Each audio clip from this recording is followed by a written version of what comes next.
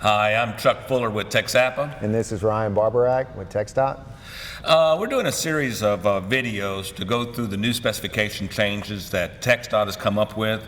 The first one that we completed was item 344, which was the super pave specification, which is going to be now item 3077. That's correct, Chuck. And that's coming into specification. That's coming into play in December. And now we're going to hit item 341, which is our dense graded materials. And all the specification changes that are in 344 are going to be covered in 341, except for 3 or 4 different little items that 341 are going to specifically be for dense graded materials. So please go out there and utilize 344 first. Go through that specification change, get the notes. We'll have our notes together with the specification redlined, all at the same time, all put up at the same time. So go back and review that one before you come to 341. Because again, 341 has 3 or 4 items that are specific to item 341 that Ryan's going to talk about, and we're going to get started right now. So Ryan, all of 344 we've already covered. That's correct. So in 341, we got table number 4. That's correct. That's the change. This is specifically toward item 341. That's correct, Chuck. And so when we look at table 4, and by the way, I wanted to make a comment too that the item 341 will be replaced with special specification 3076 moving forward. And so that will be the new specification that TxDOT will use beginning in the December 2019 letting. And so one of the changes that's different between 341 and 344, as Chuck mentioned, many of the changes are the same. One change that's different is table 4 and table 5. So in the previous video that we produced in regards to the super pave specification, you will see that the difference between the two specifications is that we have further reduced the recycle binder ratio. And so when you compare 344 to 341, so when you compare super pave to dense grade, you will see that the recycle binder ratio is different, and it's 5% less on all surface mixes compared to the super pave mixes. And what's the reason for that? What is TxDOT's reasoning behind that? The idea for the change is that because of the gradation bands of a dense graded mixture, there's not a lot of room for asphalt in those mixes. So those mixes tend to be drier than our super pave mixes. And so because it's about virgin asphalt content to give us flexibility, TxDOT decided to further reduce the recycle binder ratio down to 10%. 10%. You just don't get the binder in the dense graded mixes like you do in the super pave. And we're talking about that in the surface mix. That's well. So actually, Chuck, it's actually for all mixed types. All mixes, okay. Surface, intermediate, base. Like for example, the recycle binder ratio on the surface mix is 10%, intermediate is 20%, and base is 25%. 25%. So, okay. So that's in table 4, and then in table 5? So that was table 5. In table 4, what we've done is we've actually adjusted the maximum allowable fractionated wrap. Okay. So the idea behind it is previously, for example, on surface it was 20. We reduced that down to 15. 15. And so if you look, the recycle binder ratio is 10%.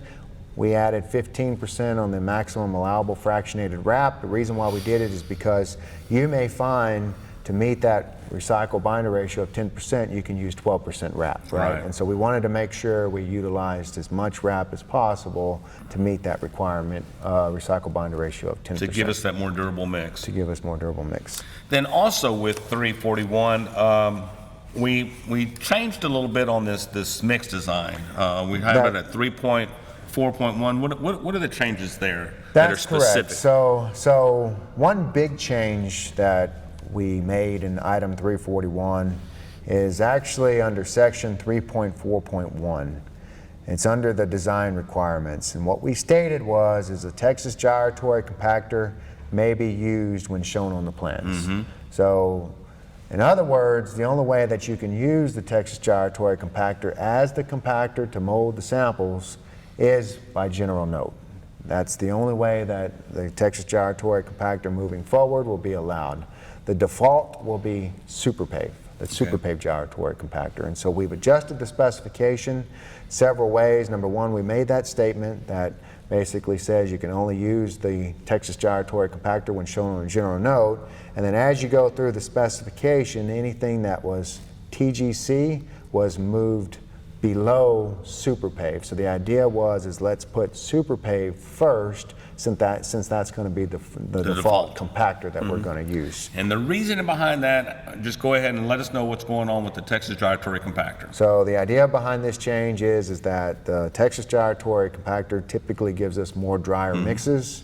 We realize that by using the super paved gyratory compactor, we can get that 3/4 additional asphalt in our design, which is going to help us in terms of long-term durability. Yeah, and the Texas gyratory compactor are no longer being maintained, they're no longer being serviced, and they're kind of just going to the wayside. That's correct. So now, if I'm a brand new contractor coming into the market, what do I need to buy? You need to buy a super paved press, okay? And got to make that perfectly clear is that Texas gyratory compactor is going away. That's now, the certification program is still going to keep it in the certification program for now, but we're moving away from the Texas gyratory compactor. Good point. That's a great point. That's correct. And then furthermore, just to give another example, in table 9, for example, we say target laboratory molded density.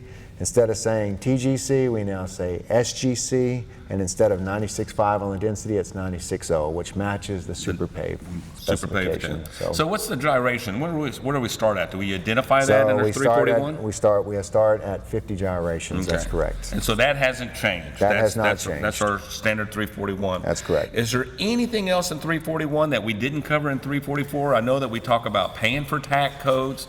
I know that we talk about the whole payment option, which is at the end of 344. We talk about the recycle.